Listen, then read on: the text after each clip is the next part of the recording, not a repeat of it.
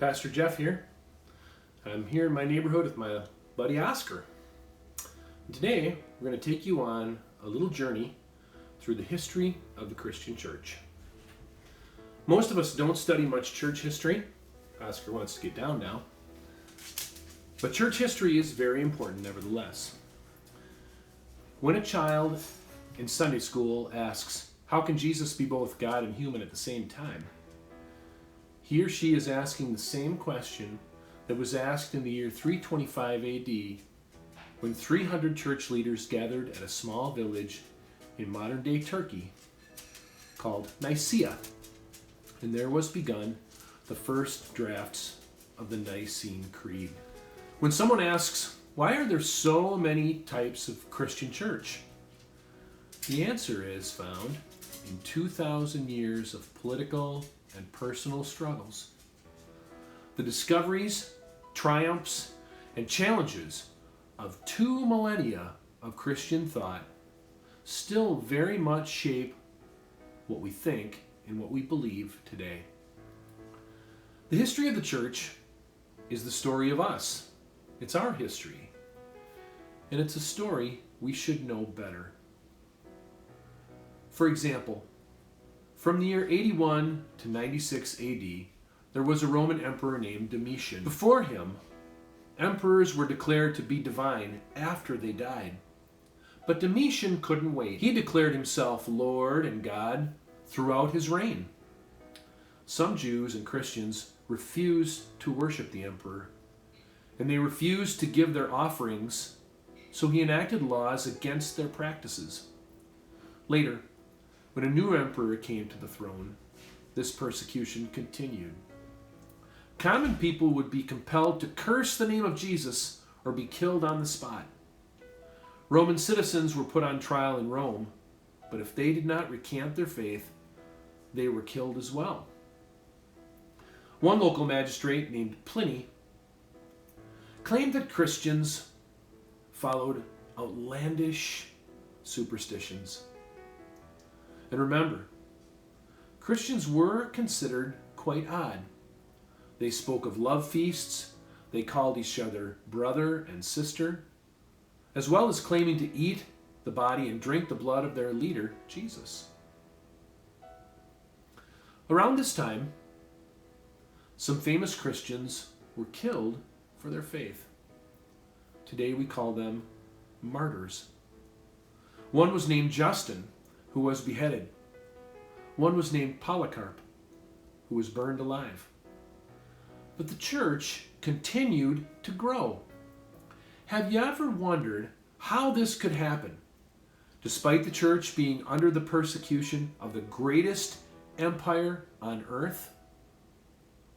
Well, for one, Judeo-Christian teachings were like the commandments, spoke to people who lived in a world of moral depravity.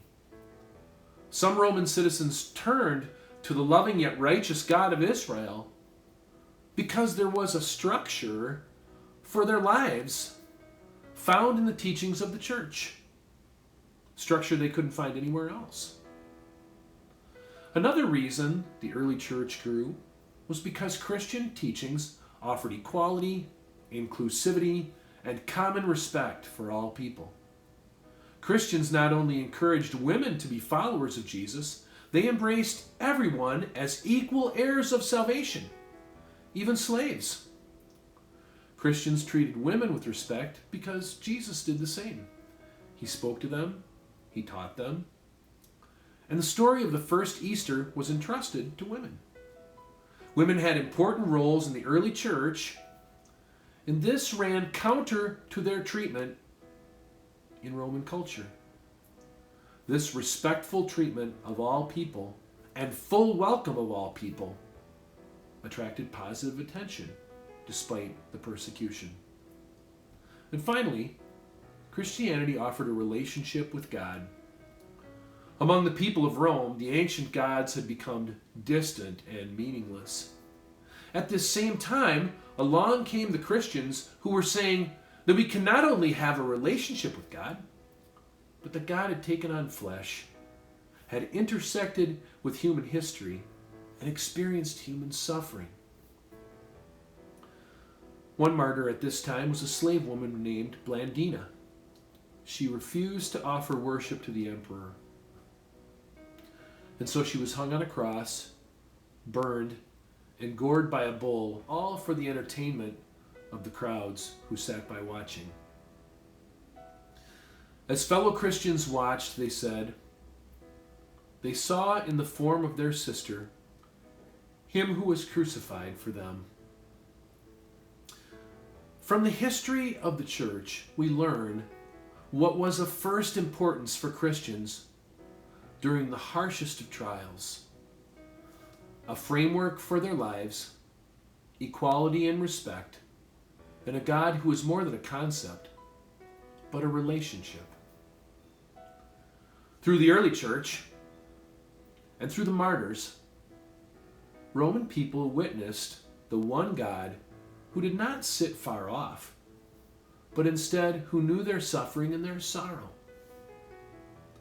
Maybe that's why Hebrews chapter 2 verse 18 says of Jesus, "For this reason he had to be made like his brothers and sisters in every way, in order that he might become a merciful and faithful high priest in the service to God." What's it like for you and for me when we experience our trials? We may not be threatened with persecutions like the martyrs of old, but no one is exempt from the stress of this pandemic. Last week, someone who I care about tested positive for COVID-19. I had been with that person 12 days prior, so I was tested too. My test was negative. God has given us a framework for our lives. All are welcome. God is with you. Those were three main parts of the early Christian witness that first stirred the hearts of the early church and the people of Rome. Maybe not much has changed over those 2,000 years. And maybe there's a lot we can learn from the history of the church. After all, it's the story of our lives still unfolding. Because the church, well, that's us. We are the church today. Let's do our best to share the same things that first captured people's attention about the church and about Jesus. This is Pastor Jeff, signing off from my neighborhood. We love you, Celebration. We love all our community. We love you, Sartell. Bye-bye.